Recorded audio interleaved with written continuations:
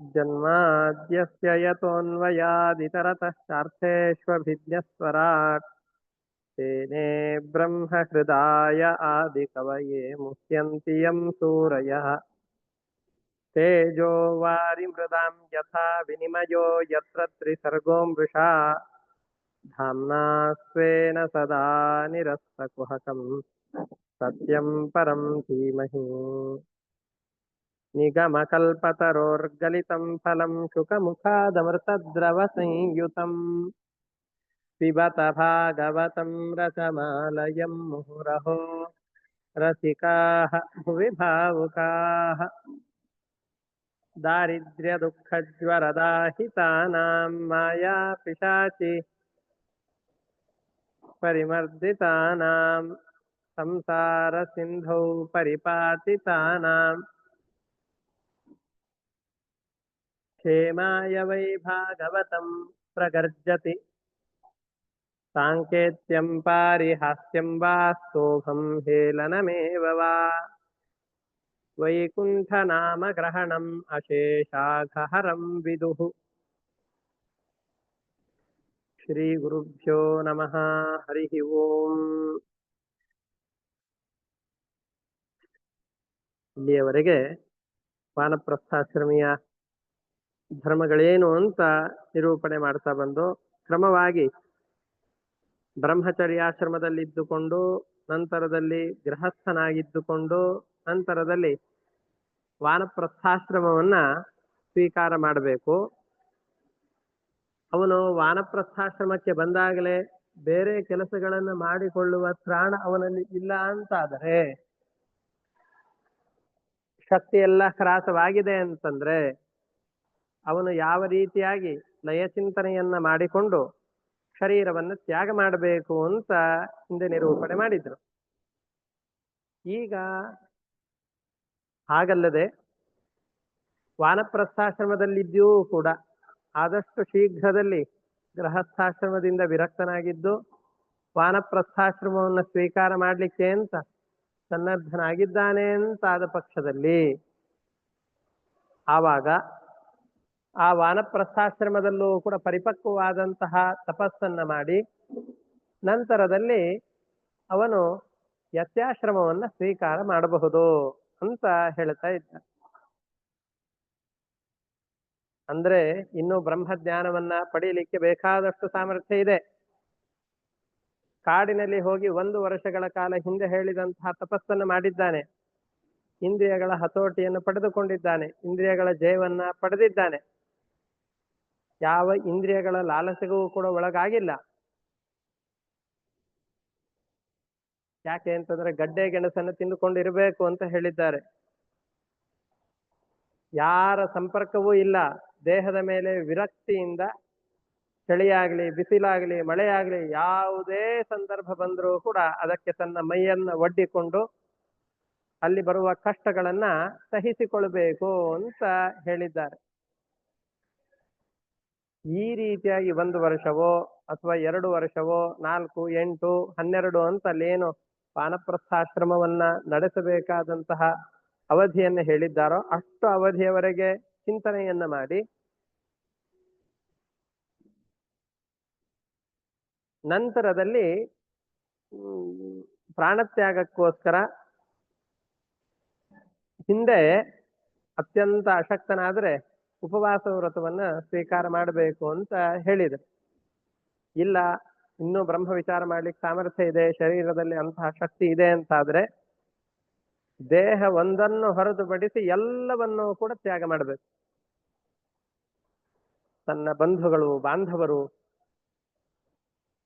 ಎಲ್ಲವನ್ನ, ತನ್ನ ಸಮೀಪದಲ್ಲಿರುವ ಎಲ್ಲವನ್ನ ತ್ಯಾಗ ಮಾಡಬೇಕು.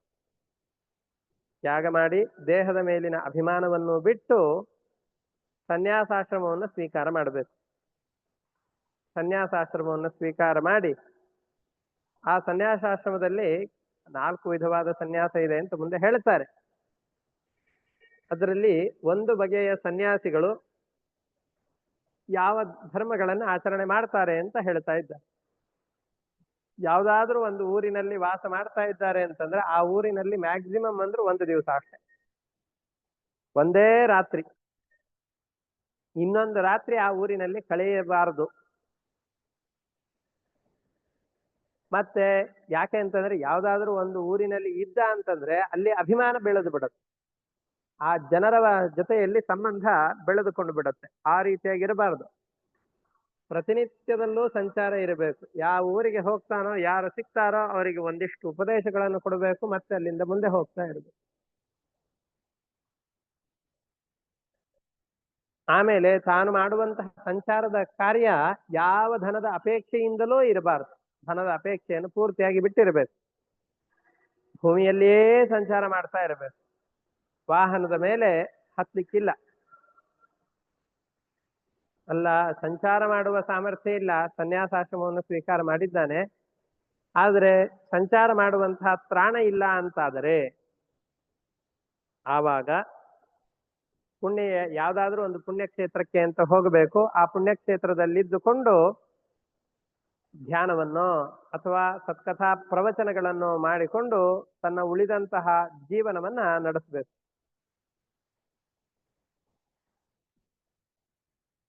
ಅಲ್ಲ, ಸನ್ಯಾಸಾಶ್ರಮವನ್ನು ಇದೇ ಕ್ರಮದಲ್ಲಿ ಸ್ವೀಕಾರ ಮಾಡಬೇಕಾ?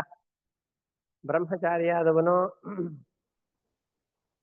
ಆಮೇಲೆ ಗೃಹಸ್ಥಾಶ್ರಮವನ್ನು ಸ್ವೀಕಾರ ಮಾಡಿ, ಆಮೇಲೆ ವಾನಪ್ರಸ್ಥಾಶ್ರಮವನ್ನು ಸ್ವೀಕಾರ ಮಾಡಿ, ನಂತರದಲ್ಲಿಯೇ ಸನ್ಯಾಸ ಧರ್ಮವನ್ನು ಸ್ವೀಕಾರ ಮಾಡಬೇಕು ಹೇಗೆ ಅಂತಂದ್ರೆ ಇಲ್ಲ, ನಿಯಮಗಳಿಲ್ಲ. ಯದಾ ವಿರಕ್ತ ಪುರುಷ ಪ್ರಜಾಯತೆ ತದೈವ ಸನ್ಯಾಸ ವಿಧಿಶ್ರುತೌ ಶ್ರುತಃ ಅಂತ ಮಧ್ವವಿಜಯ ಗ್ರಂಥದಲ್ಲಿ ನಾರಾಯಣ ಪಂಡಿತಾಚಾರ್ಯರು ಯದಹರೇವ ವಿರಜೇತ್ ತದಹರೇವ ಸನ್ಯಸೇತ್ ಸಂವ್ರಜೇತ್, ಯಾವ ದಿನದಲ್ಲಿ ವಿರಕ್ತನಾಗ್ತಾನೋ ಆ ದಿನದಲ್ಲಿಯೇ ಸನ್ಯಾಸವನ್ನು ಸ್ವೀಕಾರ ಮಾಡಬೇಕು. ಇದು ಬ್ರಹ್ಮಚಾರ್ಯ ಆಶ್ರಮವೇ ಆಗಿರ್ಲಿ, ಇದು ಗೃಹಸ್ಥಾಶ್ರಮವೇ ಆಗಿರ್ಲಿ, ವಾನಪ್ರಸ್ಥಾಶ್ರಮವೇ ಆಗಿರ್ಲಿ, ಯಾವುದೇ ಆಶ್ರಮವಾಗಿರ್ಲಿ, ಸನ್ಯಾಸಿ ಆಗ್ಲಿಕ್ಕೆ ಬೇಕಾದಂತಹ ಪ್ರಧಾನವಾದಂತಹ ಅಂಶ ಅದು ವೈರಾಗ್ಯ. ವೈರಾಗ್ಯ ಯಾವ ಕ್ಷಣದಲ್ಲಿ ದೃಢವಾಗಿ ಬೇರೂರುತ್ತೋ ಆ ಕ್ಷಣದಲ್ಲಿಯೇ ಅವನು ಸನ್ಯಾಸಾಶ್ರಮವನ್ನು ಸ್ವೀಕಾರ ಮಾಡಬೇಕು. ನಮಗೂ ಕೂಡ ಕೆಲವೊಮ್ಮೆ ವೈರಾಗ್ಯ ಬರುತ್ತೆ.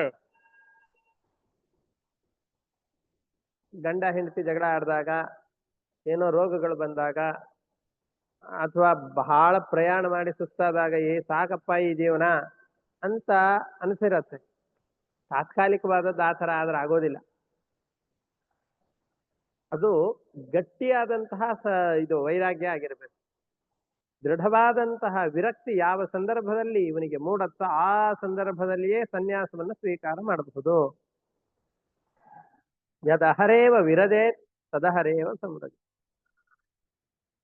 ಹಾಗಾಗಿ ಯಾವುದೇ ಆಶ್ರಮದಲ್ಲಿರ್ಲಿ ಅವನು ವಿರಕ್ತನಾದ ಅಂತಂದ್ರೆ ಯತ್ಯಾಶ್ರಮವನ್ನು ಸ್ವೀಕಾರ ಮಾಡಬಹುದು. 3 ಆಶ್ರಮ ಧರ್ಮಗಳನ್ನು ಅನುಷ್ಠಾನ ಮಾಡಿಯೇ ಸನ್ಯಾಸಾಶ್ರಮವನ್ನು ಸ್ವೀಕಾರ ಮಾಡಬೇಕು ಅನ್ನುವಂಥ ನಿಯಮವೇನೂ ಇಲ್ಲ. ಕಲ್ಪಸ್ವೇವಂ ಪರಿವ್ರಜ್ಯ ದೇಹ ಮಾತ್ರಾವಶೇಷಿತಃ ಗ್ರಾಮೈಕ ರಾತ್ರ ವಿಧಿನ ನಿರಪೇಕ್ಷಶ್ಚರೇನ್ಮಹೀಂ. ಏವಂ ಪರಿವ್ರಜ್ಯ ಏವಂ ಕಲ್ಪಃ. ಕಲ್ಪಸ್ತು, ಬ್ರಹ್ಮ ವಿಚಾರದಲ್ಲಿ ಸಮರ್ಥನಾದಂತಹ ವ್ಯಕ್ತಿ ಯಾರಿದ್ದಾನೋ ಅವನಾದರೂ, ವಾನಪ್ರಸ್ಥನಾದವನು ಸನ್ಯಾಸಾಶ್ರಮವನ್ನು ಸ್ವೀಕಾರ ಮಾಡಿ ಬ್ರಹ್ಮ ವಿಚಾರದಲ್ಲಿ ನಾನು ಸಮರ್ಥನಾಗಿದ್ದೇನೆ ಅಂತಾದರೆ ಯತ್ಯಾಶ್ರಮವನ್ನು ಸ್ವೀಕಾರ ಮಾಡದೇನೆ, ಮರಣಕ್ಕೆ ಅಂತ ಉಪವಾಸ ಕೈಗೊಳ್ಳದೇನೆ ಯತ್ಯಾಶ್ರಮವನ್ನು ಸ್ವೀಕಾರ ಮಾಡಿಕೊಂಡು ತಾನು ಜೀವನವನ್ನು ನಡೆಸಬೇಕು. ಆ ಜೀವನವನ್ನು ನಡೆಸುವಾಗಲೂ ಗ್ರಾಮೈಕ ರಾತ್ರ ವಿಧಿನ, ಯಾವುದಾದ್ರೂ ಒಂದು ಗ್ರಾಮದಲ್ಲಿ ವಾಸ ಮಾಡ್ತಾ ಇದ್ದಾನೆ ಅಂತಾದ್ರೆ ಆ ಗ್ರಾಮದಲ್ಲಿ ಹೆಚ್ಚು ಅಂತಂದ್ರೆ 1 ದಿವಸಗಳ ಕಾಲ ಮಾತ್ರ ವಾಸ ಮಾಡುವಂಥದ್ದು. ಗ್ರಾಮೇ ಏಕರಾತ್ರ ವಿಧಿನ, ಒಂದು ಊರಿನಲ್ಲಿ 1 ದಿವಸ ಮಾತ್ರ ಇರುವಂತಹದ್ದು.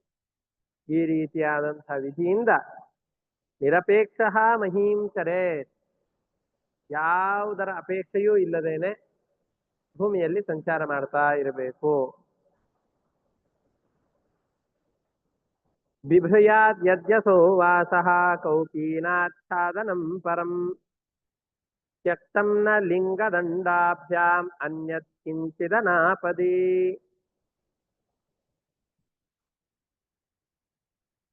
ಇದರಲ್ಲಿ 4 ವಿಧವಾದ ಸನ್ಯಾಸಿಗಳಿದ್ದಾರೆ. ಕುಟೀಚಕ, ಬಹುದಕ, ಹಂಸ, ಪರಮಹಂಸ ಅಂತ 4 ಥರದ ಸನ್ಯಾಸಿಗಳು. ಯಾವುದಾದ್ರೂ ಮಠಗಳ ಸನ್ಯಾಸಿಗಳಾಗಿರ್ತಾರಲ್ಲ ಅವರನ್ನ ಪರಮಹಂಸ ಸನ್ಯಾಸಿಗಳು ಅಂತ ಕರೀತಾರೆ. ಯಾವುದಾದ್ರೂ ಒಂದು ಪೀಠಕ್ಕೆ ಅಂತ ಆಶ್ರಮವನ್ನು ಸ್ವೀಕಾರ ಮಾಡಿದಂತಹ ವ್ಯಕ್ತಿಗಳನ್ನ ಪರಮಹಂಸರು ಅಂತ ಕರೀತಾರೆ. ಮಠ ಇಲ್ಲದೇನೆ ವಿರಕ್ತರಾಗಿದ್ದುಕೊಂಡು ಸನ್ಯಾಸಾಶ್ರಮವನ್ನು ಯಾರು ಸ್ವೀಕಾರ ಮಾಡಿರ್ತಾರೋ ಅವರನ್ನ ಕುಟೀಚಕರು ಅಥವಾ ಬಹುದರು, ಹಂಸರು, ಪರಮಹಂಸರು ಅಂತ ಅವರಲ್ಲಿ ವಿಭಾಗ ಇದೆ. ಅದರಲ್ಲಿ ಪರಮಹಂಸ ಯತಿಗಳು ರಾಜರ ಹಾಗೆ. ಅವರು ಎಲ್ಲಿ ಯಾವ ಊರಿನಲ್ಲಿ ಎಷ್ಟು ದಿವಸ ಬೇಕಾದರೂ ಇರಬಹುದು.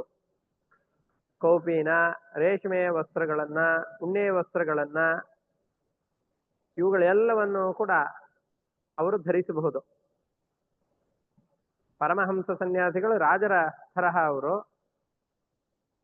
ಅದರಲ್ಲಿ ಪರಮಹಂಸರ ಲಕ್ಷಣ ಏನು?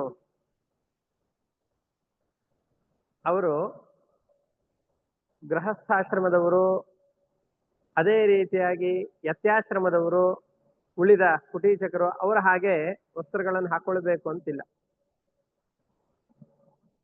ಕೌಪೀನದ ಜೊತೆಯಲ್ಲಿಯೇನೆ ಬಟ್ಟೆಯನ್ನ ಧರಿಸಬೇಕು. ಅಷ್ಟೇ ಅಲ್ಲದೇನೆ ತಮ್ಮ ಸಂಪತ್ತಿನಿಂದ ಯಾವ ಬಟ್ಟೆಯನ್ನು ಖರೀದಿಸುವ ಹಾಗಿಲ್ಲ. ಆ ಬಟ್ಟೆಗಳೆಲ್ಲ ಇನ್ನೊಬ್ಬರು ಅದನ್ನು ಇವರಿಗೆ ತಂದು ಕೊಡಬೇಕು, ಅದನ್ನೇ ಇವರು ಧರಿಸಿಕೊಳ್ಬೇಕು.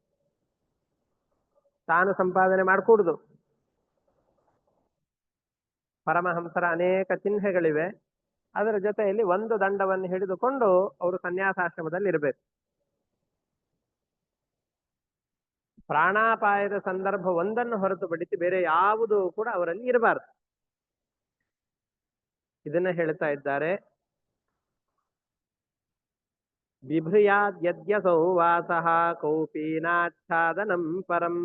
ಇವರು ಏನಾದ್ರೂ ಬಟ್ಟೆಯನ್ನು ಧರಿಸಬೇಕು ಅಂತಾದ್ರೆ ಕೌಪೀನವನ್ನು ಧರಿಸಿಯೇ ಅದರ ಮೇಲೆ ಉಳಿದ ವಸ್ತ್ರಗಳನ್ನು ಧರಿಸುವಂತಹದ್ದು. ತ್ಯಕ್ತಂನ ಲಿಂಗ ದಂಡಾಭ್ಯಾಂ ಅನ್ಯತ್ ಕಿಂಚಿದನಾಪದಿ.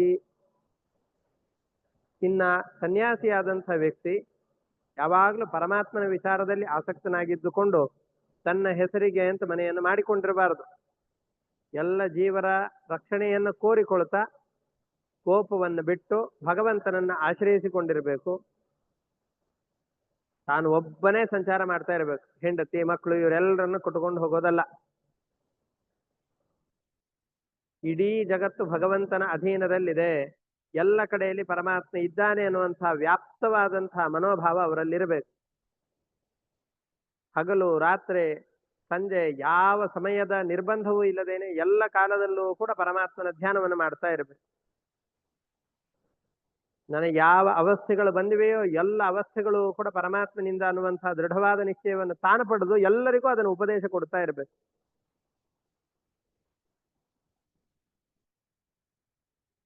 ಮರಣದ ಬಯಕೆಯೂ ಇರಬಾರ್ದು, ಜೀವನದ ಆಸೆಯೂ ಇರಬಾರ್ದು. ಅಯ್ಯೋ ಸಾಕಾಗಿ ಹೋಗಿದ್ದೀರಿ, ನಾನು ಒಬ್ಬನೇ ಇರಬೇಕು ಅಂತಂದುಕೊಂಡು ಮರಣದ ಆಸೆಯನ್ನೂ ಪಡಬಾರ್ದು. ಹಾಗೆ ಅಂತ ಬಹಳಷ್ಟು ಬದುಕಬೇಕು ಅಂತನೂ ಅಂದುಕೊಳ್ಬಾರ್ದು. ಬದುಕಬೇಕು ಬದುಕಬೇಕು ಅನ್ನುವ ಹಂಬಲವೂ ಇರಬಾರ್ದು.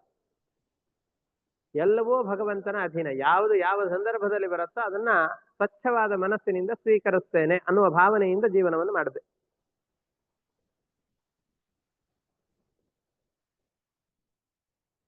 ಇಷ್ಟೇ ಅಲ್ಲದೇನೆ ದುಷ್ಟ ಶಾಸ್ತ್ರಗಳು, ದುರ್ವ್ಯಸನಗಳು ಇವುಗಳಲ್ಲಿ ಎಂದಿಗೂ ಆಸಕ್ತನಾಗಬಾರ್ದು. ತಾನು ಬದುಕಬೇಕು ಅನ್ನೋ ಉದ್ದೇಶದಿಂದ ಯಾವುದೋ ಒಂದು ಕೆಲಸವನ್ನು ಮಾಡ್ತಾ ಜೀವನವನ್ನು ಕಳಿಬಾರದು.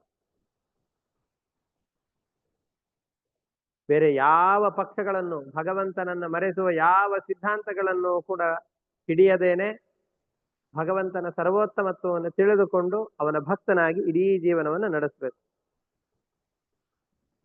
ಅದನ್ನ ಇಲ್ಲಿ ಹೇಳ್ತಾ ಇದ್ದಾನೆ. ಏಕ ಏವ ಚರೇದ್ಭಿಕ್ಷು ಆತ್ಮ ರಾಮೋ ನ ಪಾಶ್ರಯ ಸರ್ವಭೂತ ಸಹಚ್ಛಾಂತಃ ನಾರಾಯಣ ಪರಾಯಣ. ಒಬ್ಬನೇ ಮನೆಯನ್ನ ಮಾಡಿಕೊಳ್ಳದೇನೆ ನಿರಂತರವಾಗಿ ಸಂಚಾರ ಮಾಡಿಕೊಂಡಿರಬೇಕು. ಹೆಂಡತಿ ಮಕ್ಕಳು ಮುಂತಾದ ಎಲ್ಲ ಪರಿಹಾರಗಳನ್ನು ಕೂಡ ತ್ಯಾಗ ಮಾಡಿ ಒಂದು ದಿವಸ ಒಂದು ಕಡೆಯಲ್ಲಿ ಇದ್ದಂತೆ ಇರದೇನೆ, ಯಾರ ಸಂಬಂಧವನ್ನು ಗಳಿಸಿಕೊಳ್ಳದೇನೆ ನಿರಂತರವಾಗಿ ಸಂಚಾರ ಮಾಡ್ತಾ ಇರಬೇಕು.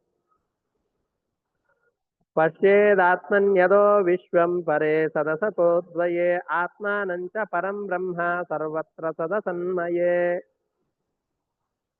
ಮೂರ್ತಾಮೂರ್ತವಾದಂಥ ಎಲ್ಲ ಪ್ರಪಂಚವೂ ಕೂಡ ಪರಮಾತ್ಮನಿಂದ ವ್ಯಾಪ್ತವಾಗಿದೆ. ಪರಮಾತ್ಮ ಎಲ್ಲರಲ್ಲೂ ಕೂಡ ನಿಂತು ಪ್ರೇರಣೆ ಮಾಡ್ತಾ ಇದ್ದಾನೆ ಅಂತ ಕಾಲದ ನಿರ್ಬಂಧ ಇಲ್ಲದೇನೆ ಸುಪ್ತ ಪ್ರಬೋಧಯೋ ಸಂಧೌ ಆತ್ಮನೋ ಗತಿಂ ಆತ್ಮದೃಕ್ ಪಶ್ಯನ್ ಬಂಧಂಚ ಮೋಕ್ಷಂಚ ಮಾಯಾ ಮಾತ್ರನ್ನ ವಸ್ತುತಃ.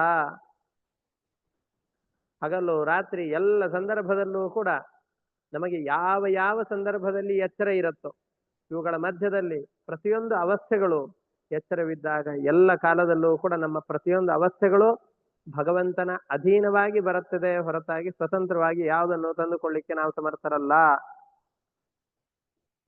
ನಾಭಿನಂದೇ ಧ್ರುವಂ ಮೃತ್ಯುಂ ಅಧ್ರುವಂ ವಾ ಸ್ವಜೀವಿತಂ ಕಾಲಂ ಪರಂ ಪ್ರತೀಕ್ಷೇತ ಭೂತಾನಾಂ ಪ್ರಭವಾಪ್ಯಯಂ.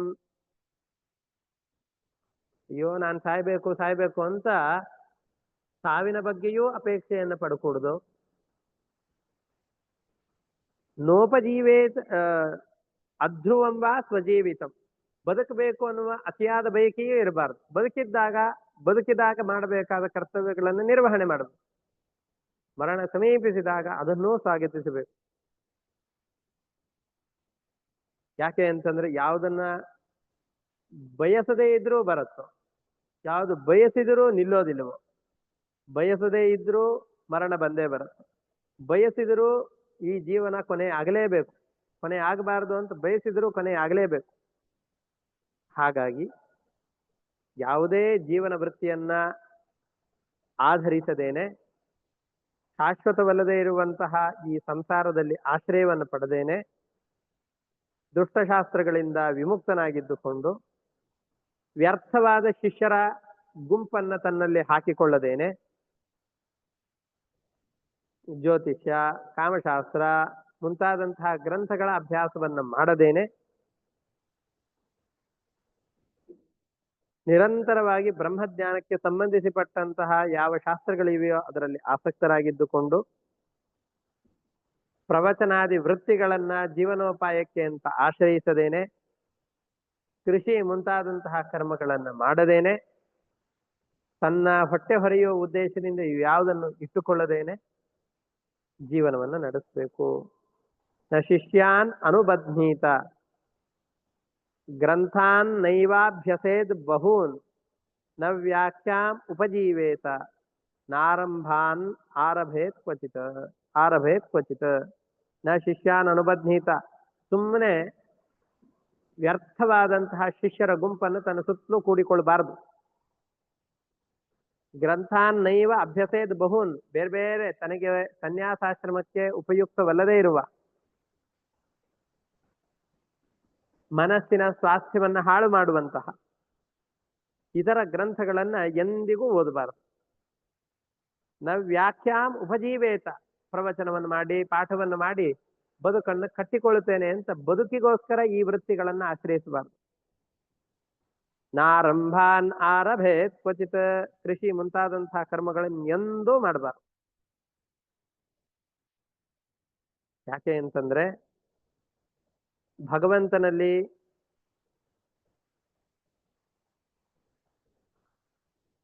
ಮನಸ್ಸನ್ನಿಟ್ಟು ಅನ್ನದಾನಾದಿಗಳನ್ನು ಮಾಡಿಕೊಂಡು ದಂಡ ಕಮಂಡಲು ಮುಂತಾದವುಗಳನ್ನು ಧರಿಸಿಕೊಂಡು ಅಂತರಂಗದಲ್ಲಿ ನಿರಂತರವಾಗಿ ಭಗವಂತನನ್ನ ಕಾಣ್ತಾ ಜನರ ಮಧ್ಯದಲ್ಲಿ ಇದ್ದು ಆ ಯಾವ ಜನರಿಂದಲೂ ಕೂಡ ಅತಿಯಾದ ಸಂಬಂಧವನ್ನು ಹೊಂದದೇನೆ ಮುಗ್ಧ ಬಾಲಕನಂತೆ ತನ್ನನ್ನು ತಾನು ತೋರಿಕೊಳ್ಳಬೇಕು. ಅತಿಯಾದ ವಿದ್ಯಾ ಸಾಮರ್ಥ್ಯ ಇದ್ರೂ ಕೂಡ ಏನೂ ಗೊತ್ತಿಲ್ಲದವನಂತೆ ತನ್ನನ್ನು ತಾನು ಜನರಿಗೆ ತೋರಿಸಿಕೊಳ್ಬೇಕು. ಯಾವ ಜನರ ಹಂಗೂ ಕೂಡ ಇರದೇ ಇರುವಂತೆ, ತನ್ನ ಬಳಿಯಲ್ಲಿ ಯಾವುದೇ ಜನರ ಸಂಪರ್ಕ ಬರದೇ ಇರುವಂತೆ, ಅತಿಯಾದ ಸಂಬಂಧಗಳು ಬೆಳೆಯದಂತೆ ತನ್ನನ್ನು ತಾನು ರಕ್ಷಣೆ ಮಾಡಿಕೊಳ್ಬೇಕು. ನ ಯತೇರಾಶ್ರಮ ಪ್ರಾಯ ಧರ್ಮಹೇತು ಮಹಾತ್ಮನಃ ಶಾಂತಸ್ಯ ಸಮಚಿತ್ತಸ್ಯ ಬಿಭ್ರೂಯಾತ್ ಉತವಾ ತ್ಯಜೇತ್. ಭಗವಂತನಲ್ಲಿ ಮನಸ್ಸನ್ನಿಟ್ಟು ಧರ್ಮಕ್ಕೆ ಕಾರಣವಾದಂತಹ ಕರ್ಮಗಳನ್ನು ಮಾಡ್ತಾ, ಅನ್ನದಾನಾದಿಗಳನ್ನು ಮಾಡ್ತಾ, ಅವ್ಯಕ್ತ ಲಿಂಗ ವ್ಯಕ್ತಾರ್ಥ ಮನೀಷ್ಯುನ್ಮತ್ತ ಬಾಲವತ್. ಅವ್ಯಕ್ತ ಲಿಂಗ ತನ್ನಲ್ಲಿರುವಂತಹ ಅಸಾಧಾರಣ ಧರ್ಮಗಳು, ವ್ಯಕ್ತಿತ್ವ ಏನಿರುತ್ತೋ ಇವುಗಳೆಲ್ಲವನ್ನು ಕೂಡ ಮರೆ ಮಾಡಬೇಕು. ಇದು ಪರಮಹಂಸ ಸನ್ಯಾಸಿಗಳಿಗೆ, ಹಂಸರಿಗೆ ಅಲ್ಲ. ಕುಟೀಚಕ, ಬಹುದಕ ಅಂತ ಯಾವ ಇನ್ನೆರಡು ಸನ್ಯಾಸಿಗಳಿದ್ದಾರೋ ಅವರ ಧರ್ಮಗಳನ್ನು ಹೇಳ್ತಾ ಇದ್ದಾರೆ. ನಿರಂತರವಾಗಿ ಮರಣವನ್ನು ಮಾಡ್ತಾ ಇರಬೇಕು. ಎಲ್ಲ ಜನರ ಕಣ್ಣಿಗೆ ತನ್ನನ್ನು ತಾನು ಅಜ್ಞನ ಹಾಗೆ ತೋರಿಸಿಕೊಳ್ಬೇಕು. ಯತಿಗಳು ಈ ರೀತಿಯಾಗಿದ್ದುಕೊಂಡು ವಾಗ್ಮಿಯಾಗಿದ್ರೂ ಕೂಡ ಮೂರ್ಖನ ಹಾಗೆ ತನ್ನನ್ನು ತಾನು ತೋರಿಸಿಕೊಳ್ಬೇಕು.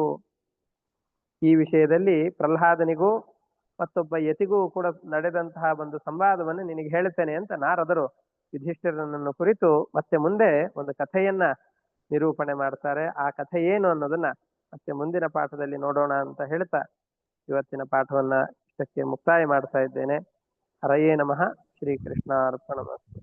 ಅನೇನ ಭಾವಿಯತ್ ಪುಣ್ಯಂ ತೇನ ಪ್ರೀಣಾತು ಕೇಶವಃ. ಹರಯೇ ನಮಃ. ಶ್ರೀಕೃಷ್ಣಾರ್ಪಣಮಸ್ತು. ಎಲ್ಲರಿಗೂ ನಮಸ್ಕಾರ.